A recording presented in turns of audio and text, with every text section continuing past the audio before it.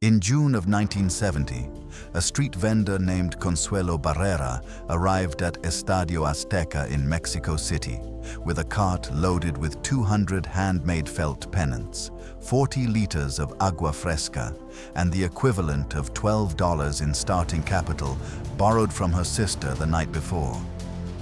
By the time the final whistle blew on the tournament 6 weeks later, she had opened 2 additional carts operated by her daughters, secured a supply relationship with a fabric wholesaler in Tepito, and banked the equivalent of 8 months of her husband's factory wages. She had no vendor's license, no commercial lease, and no bank account. She had a location she had claimed by arriving before anyone else every morning for 6 weeks, a product she made herself every evening, and knowledge of exactly what 112,000 people walking toward a stadium in the summer heat needed before they got there. Number 13 on this list was used by vendors outside every World Cup stadium from Uruguay in 1930 to Qatar in 2022, generating returns that no financial product available in those countries at those times could legally match. Number 7 was documented by a French economist at the 1998 World Cup in Paris, who calculated that the informal economy surrounding the tournament generated more revenue per square meter of public space than any formal retail operation in the city. And number 1 is the method that has created more millionaires per tournament than any official sponsorship deal, licensing agreement, or broadcast contract in the history of the competition. And every single one of those millionaires started with something small enough to carry. These 20 methods were not discovered during the World Cup. They were refined by it. Before we start, subscribe, because what you are about to learn has been generating fortunes at the edges of the world's largest sporting event for nearly a century, and nobody has ever bothered to write it down in one place before now. Number 20. The stadium approach position. The most valuable piece of real estate at any World Cup is not inside the stadium. It is the 400 meters of street that fans must walk to reach the entrance gate. Every vendor who understood this before the tournament began and secured a position along that approach through consistent early presence, relationship with local authorities, or simple physical occupation of space before competitors arrived, had access to a captive audience of tens of thousands of people in a predictable emotional state, excited, thirsty, hungry, and willing to spend, passing their position multiple times per match day. In 1950 at the Maracanã in Rio de Janeiro, vendors who had established approach positions for the tournament were generating daily revenues equivalent to 2 weeks of factory wages on match days, from products that cost them 20 to 30% of sale price to produce. The position was the asset. The product almost did not matter. Vendors who held the same approach position across multiple tournaments, passing it to children and grandchildren the way a shopkeeper passes a lease, built income streams that outlasted the tournament that created them by decades. Number 19. The accommodation arbitrage. Every World Cup creates an accommodation crisis in the host city that the formal hospitality industry never fully resolves. Hotels fill within hours of the schedule announcement. Prices triple.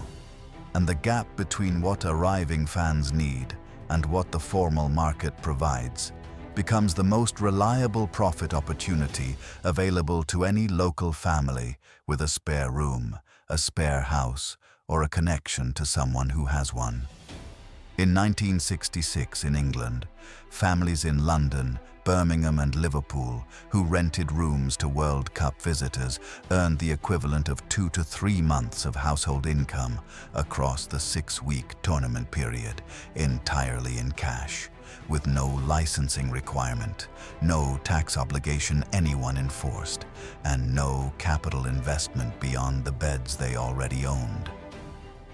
The families who understood this before the tournament began and arranged their rentals through informal networks of fan clubs, travel agents, and word of mouth, earned 3 times what the families who waited for visitors to knock on their door earned.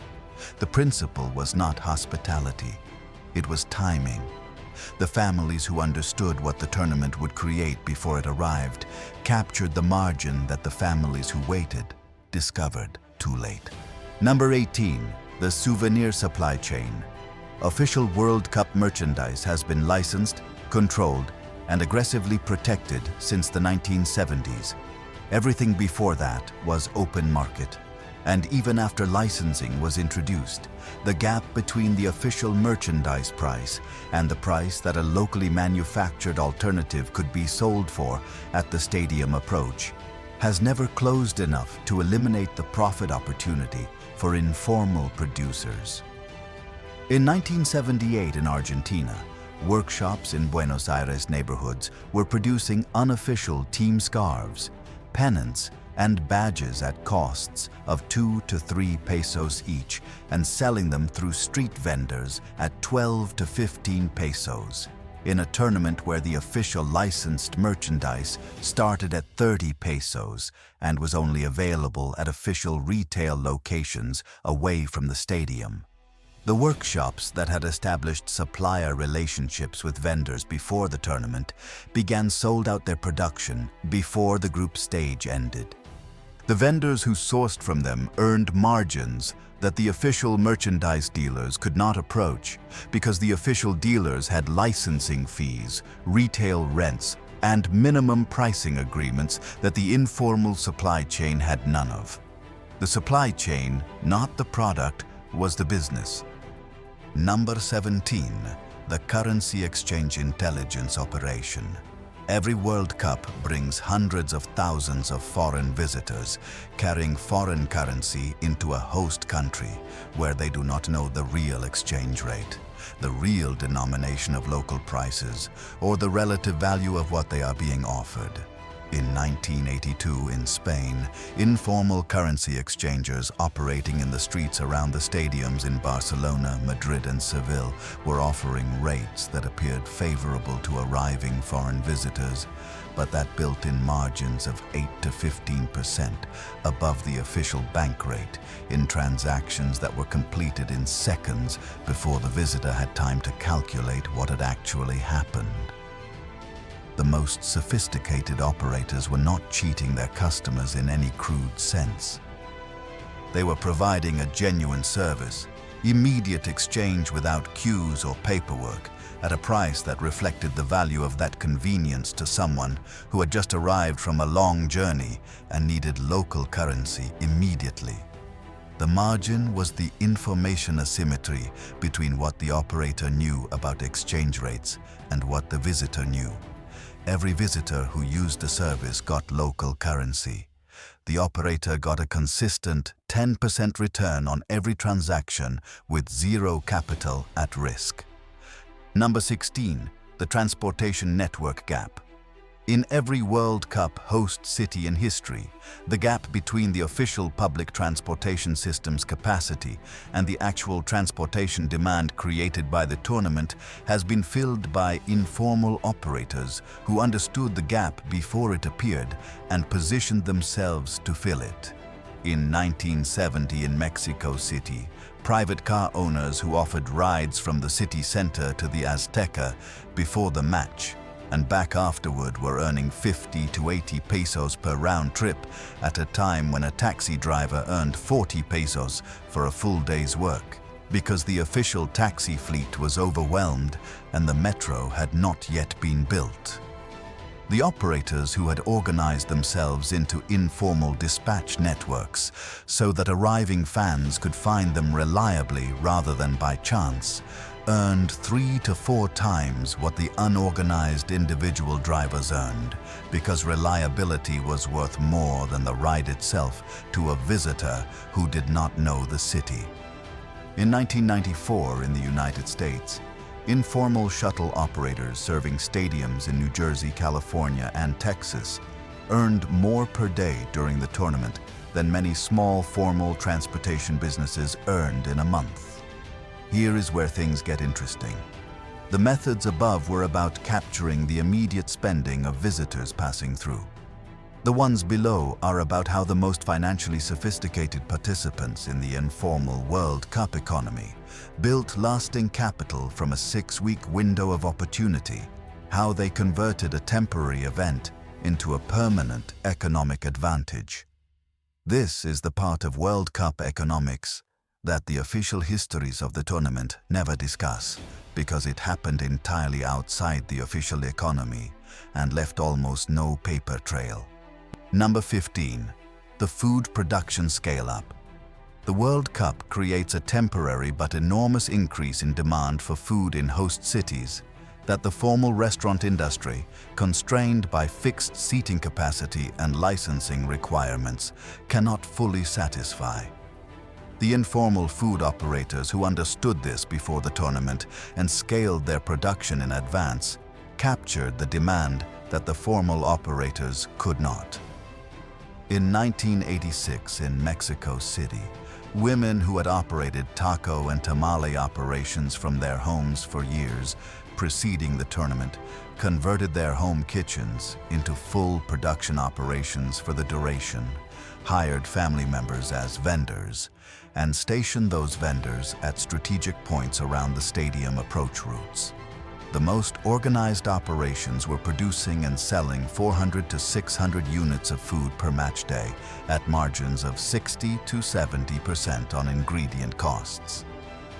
The women who had invested the time before the tournament to scale their recipes, train their family members, and identify their positions earned more in 6 weeks than their household income for the preceding 6 months. The capital required was knowledge of how to produce food at scale, which they already had, and the willingness to work at that scale for a defined period, which the opportunity made obvious. Number 14. The program and information brokerage. Before the smartphone eliminated information scarcity at sporting events, a visitor arriving at a World Cup stadium in a foreign country needed information that was not easily available. Which gate to enter, where the nearest food vendor was, which seat view was better for which position on the pitch, which local transport option returned to the city center fastest after the final whistle. The vendors who sold printed programs and guides were providing information products, and the vendors who understood this, rather than simply selling paper products, earned significantly more than those who did not. In 1966 in England, program vendors who supplemented their official program sales with handwritten guides to local services, transport options, and neighborhood recommendations written in Spanish, German, Portuguese, and Italian for visiting fans were earning 2 to 3 times what vendors selling official programs alone were earning, because the additional information was worth more to a foreign visitor than the official program's match statistics. Number 13. The branded merchandise manufacturing operation. The most consistently profitable position in the informal World Cup economy across every tournament from 1930 to the present is not retail. It is manufacturing. The vendors who sell merchandise at the stadium approach earn good margins. The people who make the merchandise that vendors sell earn better margins on higher volume with lower exposure to weather, crowds, and regulatory enforcement. In 1974 in West Germany, small workshops in immigrant neighborhoods of Hamburg and Munich were producing team scarves, badges, and pennants for the tournament at production costs that allowed them to wholesale to street vendors at prices that still gave the vendor a 200% markup. The workshop operator who understood the tournament calendar produced the right quantities in advance and distributed through an established network of street vendors did not have to stand outside a stadium in any weather. He counted his money in a warm room while other people stood in the rain. Number 12. The property rental before the platform existed. Airbnb did not exist until 2008. VRBO launched in 1995. The 1994 World Cup in the United States was the first tournament where informal short-term property rental at scale was documented as a significant income source for local homeowners. But the principle had been operating informally since at least 1950, and the homeowners who understood it earliest in each tournament captured returns that no subsequent entrant could match because the best located properties were committed earliest.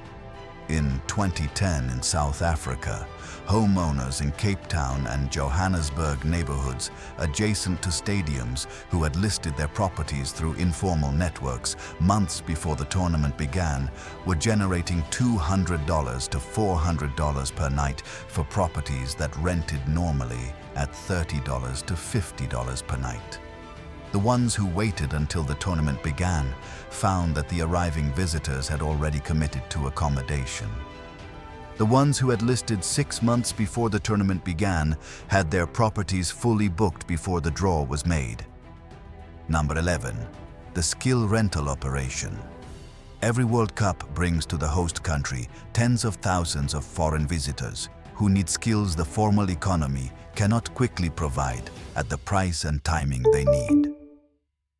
Translation, interpretation, guided navigation through unfamiliar cities, assistance with bureaucratic processes like lost documents or medical emergencies, communication with local authorities, and dozens of other skill-based services that require fluency in both the visitor's language and the local system are needed constantly throughout the tournament by visitors who have no idea how to find them through formal channels. In 1982 in Spain, bilingual young people operating as informal guides and interpreters for arriving foreign fans were earning 2,000 to 3,000 pesetas per day, 3 to 4 times the daily wage of a factory worker, by providing services that no licensed agency was organized to supply at the scale and availability the tournament demanded. The skill was the capital. The tournament was the market. The gap between supply and demand was the profit. Number 10. The parking operation. Stadiums have parking. The neighborhoods around stadiums have streets. And the gap between official parking capacity and actual vehicle demand at every World Cup since cars became common has been filled by homeowners, lot operators, and informal entrepreneurs who understood that a flat piece of ground within walking distance of a stadium entrance becomes a premium commodity on match day.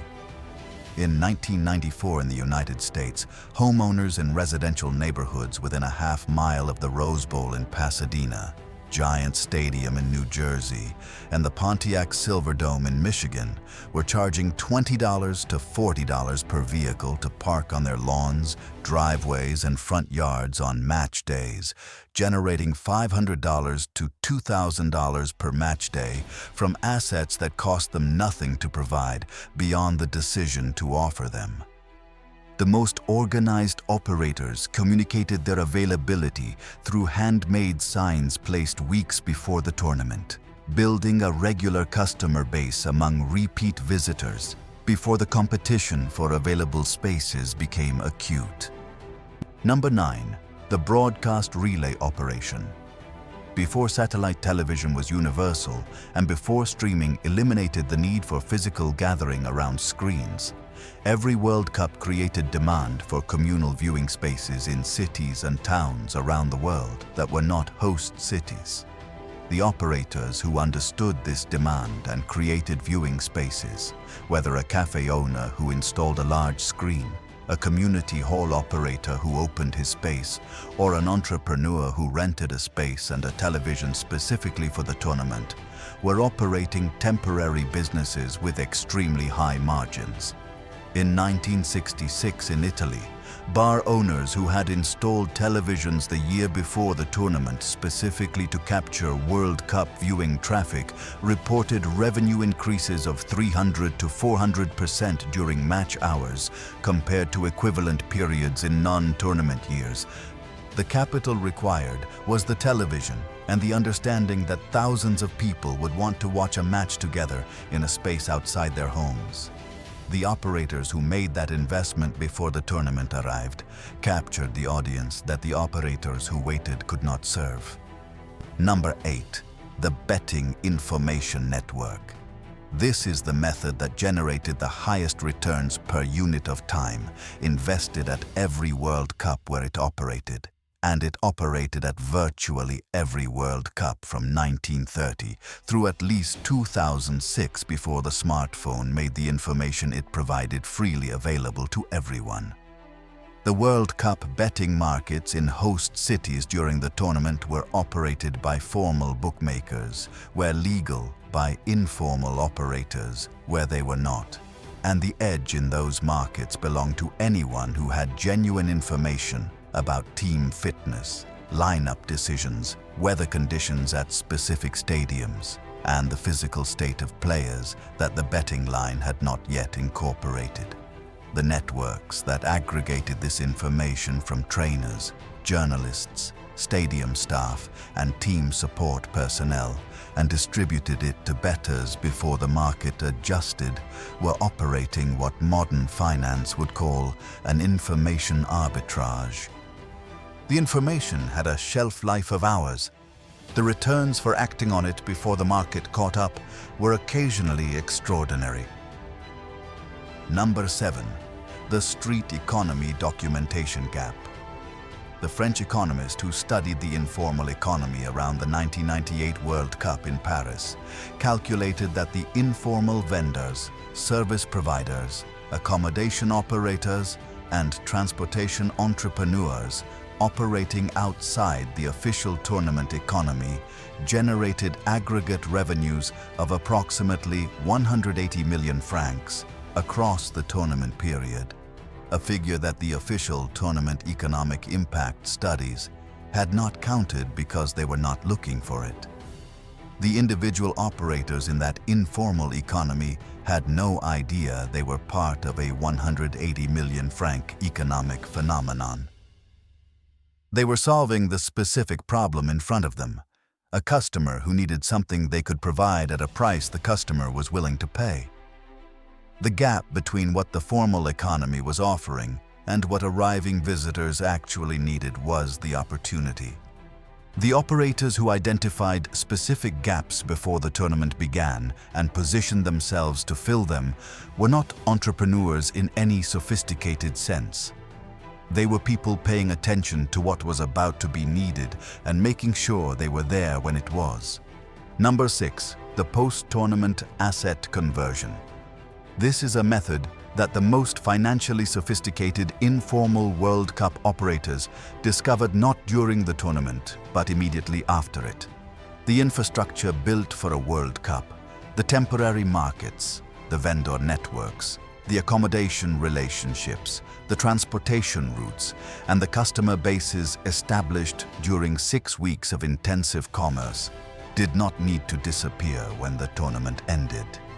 The operators who recognized that they had built something durable, that the customers they had served would return to the city for other events, that the supplier relationships they had established had value beyond the tournament, that the reputation they had earned for reliability and quality was an asset that could be deployed again, converted temporary tournament income into permanent business foundations. In 1994 in the United States, informal vendors who had operated around World Cup venues in Los Angeles and New York converted their tournament customer bases into the foundations for permanent street food operations, event vending businesses, and small retail enterprises that persisted for decades. The tournament had provided them with something more valuable than 6 weeks of revenue. It had provided them with 6 weeks of market research, customer relationships, and operational learning at scale that normally takes years to accumulate. Number 5. The supply chain position before demand arrives. Every World Cup creates predictable shortages of specific goods in host cities that anyone with advanced knowledge of the tournament's logistics could have anticipated and prepared to supply. In 2010 in South Africa, the vuvuzela, a plastic horn that became the sonic signature of the tournament, was being manufactured by a handful of South African companies before the tournament began. The entrepreneurs who had established supply relationships with those manufacturers before international demand for vuvuzelas became apparent were able to supply the global souvenir market at prices that reflected scarcity. The operators who arrived after the demand was obvious found that the manufacturers had committed their production to early buyers and could not supply new entrants at any price. The method is the same in every tournament. There is always a product or service that becomes suddenly scarce in ways that could have been predicted months before the tournament from the publicly available information about stadium locations, fan travel patterns, and local market conditions. The fortunes in every informal World Cup economy are made by the people who read that information early and position themselves before the demand arrives. Number 4. The information product as portable capital. At every World Cup since at least 1966, there has been a market for information products that arriving foreign visitors needed, and that local entrepreneurs who understood both the visitors' needs and the local environment were positioned to provide. City guides written in foreign languages, transportation maps with stadium routes highlighted, lists of local restaurants with prices translated into visitor currencies, medical facility locations with multilingual staff, police station addresses for visitors who had been robbed, emergency contact information for foreign consulates. None of this information was secret. All of it was worth money to a visitor who did not know where to find it and who was standing in an unfamiliar city with a match starting in 2 hours. The operators who assembled this information into portable products before the tournament began and sold those products through the vendor networks they had established in advance were earning revenue on zero marginal cost products. Once the guide was written, printing 100 copies cost almost nothing. Every copy sold was nearly pure margin on the knowledge the operator had assembled before the tournament. Number 3. The network as the product. The most valuable thing any participant in the informal World Cup economy built was not the merchandise they sold, the rooms they rented, or the food they prepared. It was the network of relationships they developed during the tournament that connected suppliers, vendors, customers, and operators into a system that was worth more than the sum of its parts.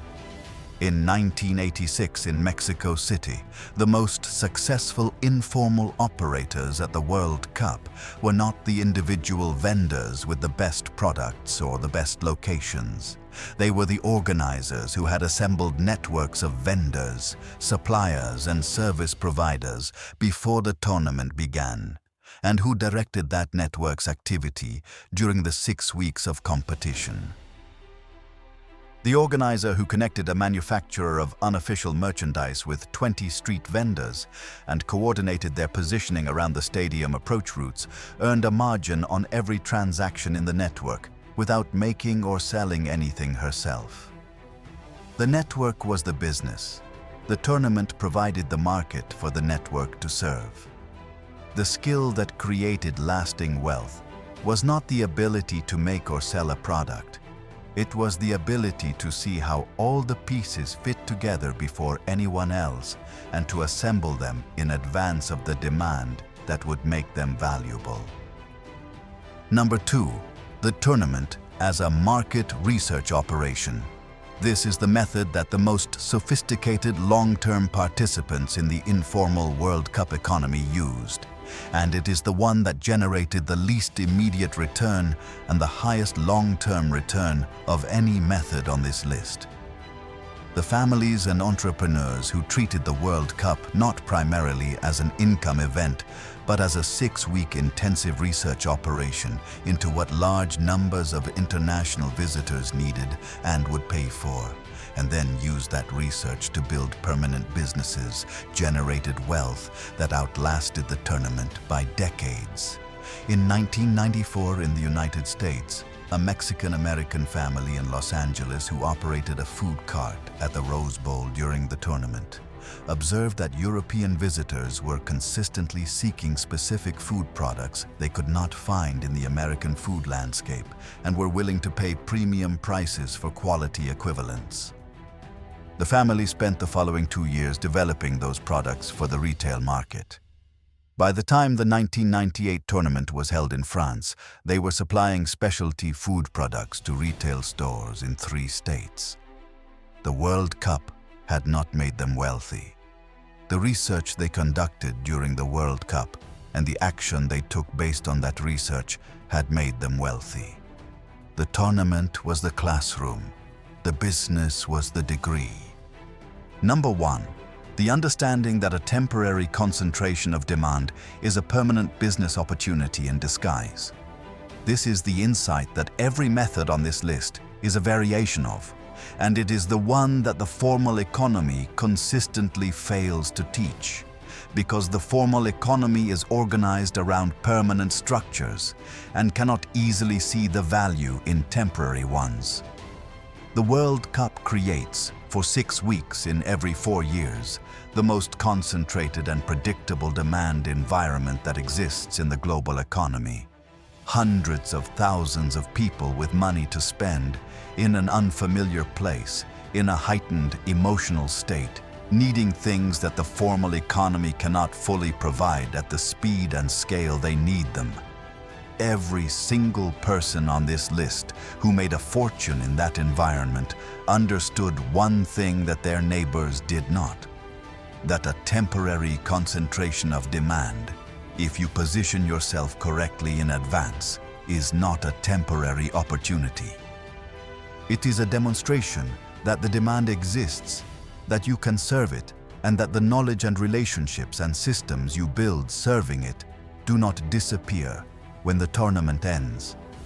Consuelo Barrera, who arrived at the Azteca in June of 1970 with a cart, 200 pennants, and $12 borrowed from her sister, did not build her wealth during the World Cup. She built it in the years after the World Cup, using the supplier relationships, the vendor network, the location knowledge, and the operational confidence she had developed during 6 weeks of serving 112,000 people a day. The tournament gave her 6 weeks. The knowledge she extracted from those 6 weeks gave her a lifetime. The question is not whether the next World Cup will create opportunities. It will. The question is whether you will position yourself to learn from it before it ends.